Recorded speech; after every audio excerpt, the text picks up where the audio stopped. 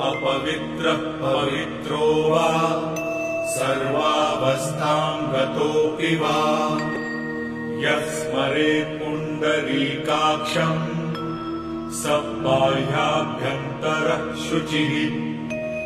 आचमनम् ॐ अमृतोपस्तरणमसि स्वाहा। ॐ अमृताभिधानमसि स्वाहा। ॐ सत्यं यशः श्रीर्मयि श्रीः श्रयतां स्वाहा। शिखाबन्धनम् ॐ चिद्रूपिणि महामाये दिव्यतेजः समन्विते इष्टदेवी शिखा मध्ये तेजो वृद्धिं कुरुस्व मे।